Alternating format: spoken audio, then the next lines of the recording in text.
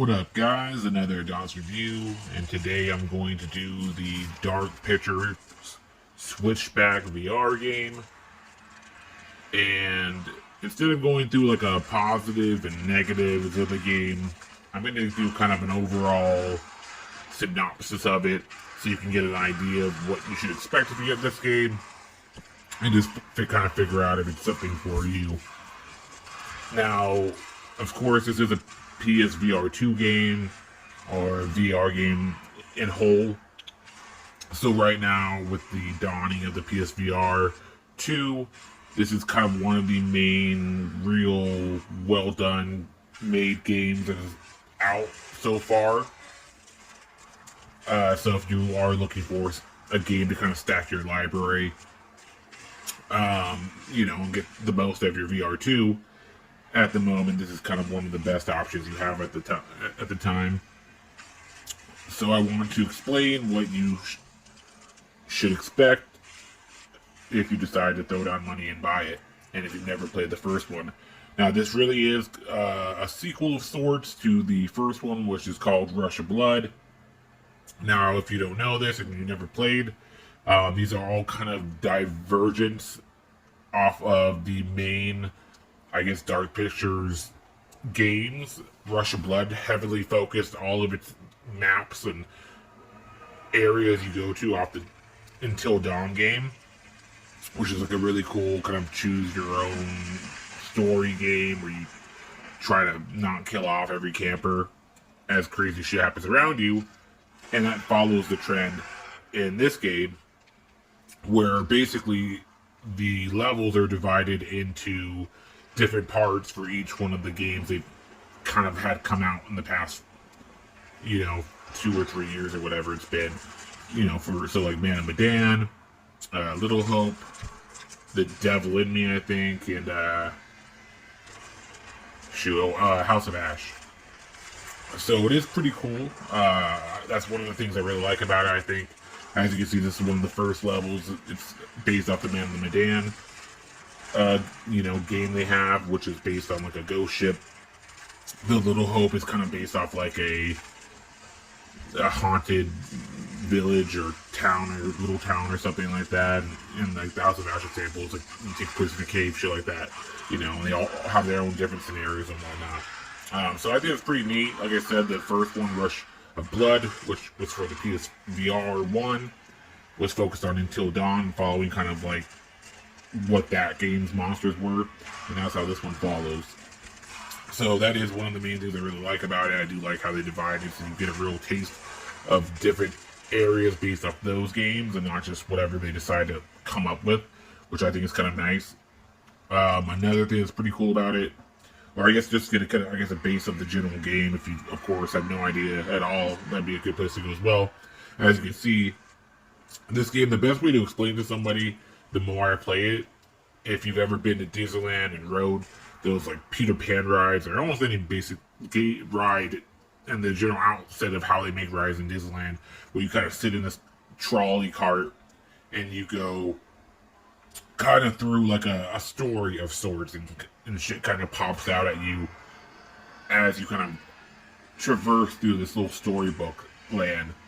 And that's kind of how this is. You're in this virtual world, so it's a better reality of it, and you kind of just take the cart with the 2 pistols and try to score high points, and you kind of have the story kind of play out around you in, terrifying fashion. And if you see the screen right now, this is one of the parts that I think is really cool. Each map you'll be faced with saving somebody, which is a big part of the game's having to save people and hoping they make the right decision, that you don't lead people to their death or not. And they've kind of implemented into that, where eventually you'll kind of, in your story traversing of the railroad cart, you'll come to an area where someone is going to be murdered, and it's up to you to try to save them within the time limit. And you could either move quickly and hopefully save them if you want to. You could maybe not do it enough time, they'll die.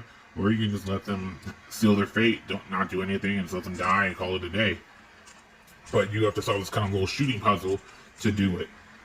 So that is kind of a nice little treat.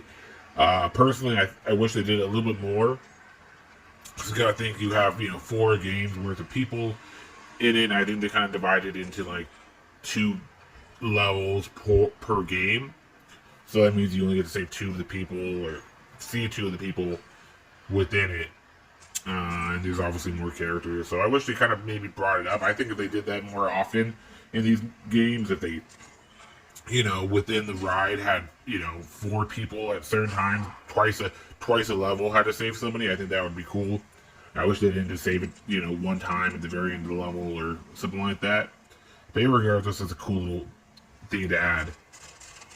So the main takeaways, right, is this game.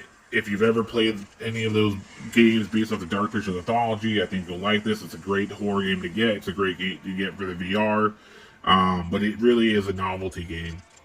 The fun of it is you just ride around in a little cart and you shoot. You can try to play with your friends and get high levels and scare yourself, shit like that. But if you're looking for something with depth and story and, really bang for your buck, this really isn't that. This is really just like an arcade novelty game. Luckily, that is slightly taken into account with the lowered price point. It is only $40 starting off. They'll probably lower it later on to like $20 or something. But right now, if you want to get this, you probably need to expect to pay $40. But again, 40 isn't 70, so it's not the worst amount. I think it's a fair price to pay when it just came out for the VR2, and I feel you get a pretty novelty game that does have some replay value in it. So it is, I think, a good quirk game to get. I think if you want to see kind of what the future has and what this can hold, and kind of see like what Disneyland should do, and finally, instead of having those fucking 1950s cardboard cutouts pop out of you, maybe they should upgrade to VR or something, or more fucking holograms. I don't know, something more than a fucking cardboard box coming at you. I think it's a fun little thing to get. Which brings me to, I guess, the final point that I should also bring out, which is, kind of shows you how cool and neat this is, which I think is a really cool feature they have as well, and that is the fact that they've implemented your eye movement. So the PSVR 2, for example, can track your eye movement and things like that, and they've actually implemented that into the game. And how they do that, for example, there's a level where you come into a house, and before you come in, you see a sign that says "Don't blink." And I shit you not, I sat in this house for like 5 minutes straight, had no idea what was going on. There were just mannequins everywhere. I was wide open, trying not to blink, because I didn't trust their asses, so I fucking wasn't looking anywhere. So I'm wide-eyed looking at everyone, like, what's going to happen? Like, you're going to catch me off guard. It turns out that their movement, it was actually based off my blinking. So if I decided, once I blinked, they moved.